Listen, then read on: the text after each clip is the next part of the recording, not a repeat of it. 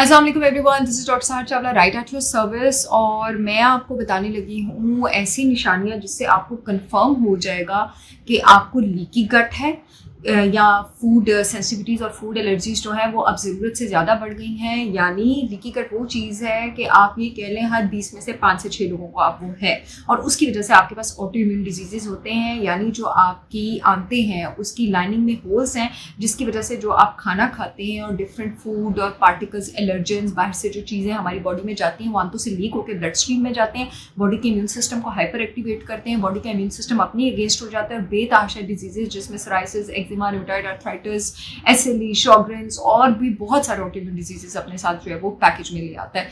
इसको स्टार्ट में आप कैसे पकड़ सकते हैं, आज मैं आपको इसकी निशानियां बताने लगी हूँ। सबसे बड़ी निशानी, खाने के बाद अगर आपको एकदम सुस्ती आती है, काहली होती है, नींद आना शुरू हो जाती है, जहाँ पर ये आपके पास इंसुलिन रेजिस्टेंस और प्री डायबिटिक होने की निशानी हो सकती है, वहाँ पर ये लीकी गट की भी निशानी हो सकती है। यानी खाने के कुछ ऐसे फूड आइटम्स से, पार्टिकल्स से, कुछ ऐसी चीज़ें थी जो कि आपकी बॉडी को नहीं पची, जो कि आपकी आंतों से लीक हो गई और बॉडी के इम्यून सिस्टम ने उनके अगेंस्ट रिएक्शन जनरेट करती है, और उसकी वजह से अब आप जो है वो स्लीपी फील कर रहे हैं, सुस्त फील कर रहे हैं, नॉर्मल फील नहीं कर रहे हैं।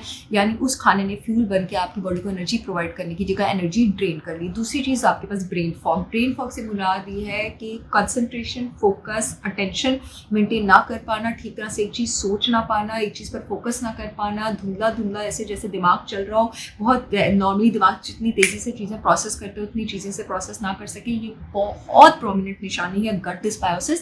यानी गट में बैक्टीरियल इम्बैलेंस की, बैड बैक्टीरिया गुड बैक्टीरिया से ज़्यादा है, और लीकी गट की शुरुआत की।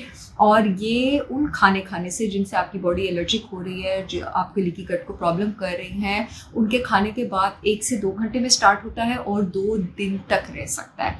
तीसरी सबसे बड़ी निशानी ये है कि अगर आँखें सूज जाती हैं, मुँह सूज जाते हैं, स्वेलिंग हो जाती है सर्टन खाने के बाद, और वो 2 दिन तक रहती है। और सब नोटिस करते हैं कि अगर आपकी मेरी तरह मेकअप आर्टिस्ट और किसी खाने की चीज़ से, जैसे मुझे ग्लूटेन इतना सूट नहीं करता हो कि आपकी आंखें स्वेल हुई अगर खा लो, तो ये आपको इसका मतलब है स्टार्ट हो गया, आपको उसको खींचने की जरूरत है। और मेरा रिवर्स हो गया, तो जब मैंने अपना रिवर्स कर दिया तो आपका भी रिवर्स हो सकता है। ठीक है, so the thing is that इसके अलावा जो चौथी सबसे बड़ी निशानी है, ये बड़ी अनकॉमन निशानी है, लोग इसको पकड़ नहीं पाते हैं। गोटे गिट्टों में पेन शुरू हो जाना सर्टन टाइप के खाने के बाद, और अगर आप उन खानों को अपनी डाइट से निकाल दें तो हफ्ते 2 हफ्ते के अंदर उन पेन्स का गायब हो जाना। ये किसी विटामिन डी की कमी, कैल्शियम की कमी, किसी आर्थराइटिस, किसी हड्डियों की प्रॉब्लम से एसोसिएटेड नहीं है। ये गट डिस्बायोसिस, यानी अगेन जो आपके गट में बैड बैक्टीरिया है वो गुड बैक्टीरिया से ज़्यादा है, उसके इम्बैलेंस से, और देन अगेन इस चीज़ से एसोसिएटेड है कि आपको वो लीकी गट हो रहा है, फूड एलर्जीज हो रही हैं और वो चीज़ें गायब हो रही हैं।